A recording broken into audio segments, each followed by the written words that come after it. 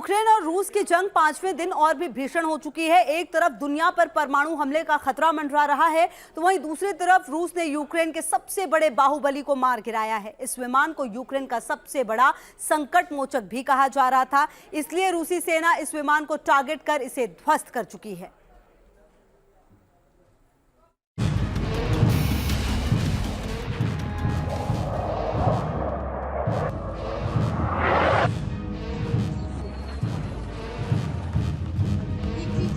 Ukraine के आसमान में आपने सुखोई को खाक होते देखा। ड्रोन अटैक से रूसी टारगेट को धुआं होते देखा। यूक्रेन के खार्किव में टैंकों का रेला देखा। रूसी टैंकों को तबाह होते देखा।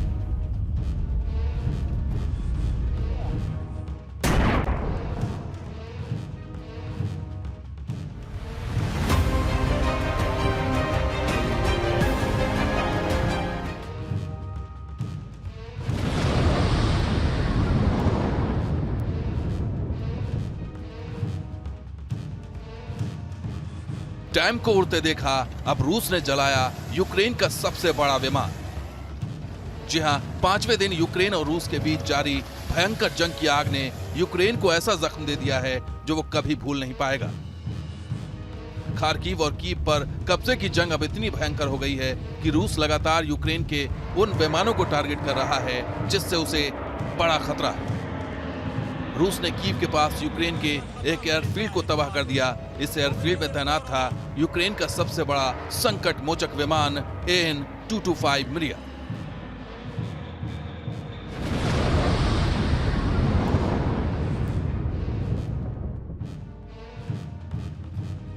रूस ने यूक्रेन के इस सबसे बड़े विमान को जलाकर खाक कर दिया है। यूक्रेनी अधिकारियों के मुताबिक मिरिया को कीव के पास मौजूद एयरबेस पर पार्क किया गया था, जिसे रूसी सैनिकों ने जला दिया है।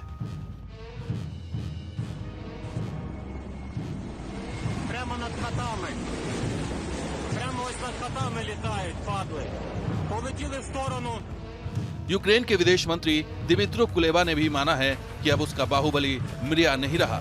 साथ ही यूक्रेन ने संकल्प लिया है कि वो इस ऐतिहासिक विमान को फिर से बनाएगा।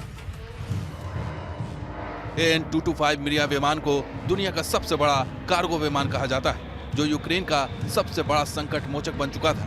यह विमान बड़े से बड़े टैंक, टरबाइन, यहां तक कि सैटेलाइट तक को लाद सकता है। इस विमान के नाम पर 2,53,920 किलो पेलोड ले जाने का वर्ल्ड रिकॉर्ड दर्ज है। इस विमान के विशालकाय डैने की चौड़ाई 290 फीट से ज्यादा है। सबसे बड़े कार्गो विमान को 1980 के दशक में डिजाइन किया गया था। तब अमेरिका और रूस के बीच कोल्ड वॉर चरम पर थी।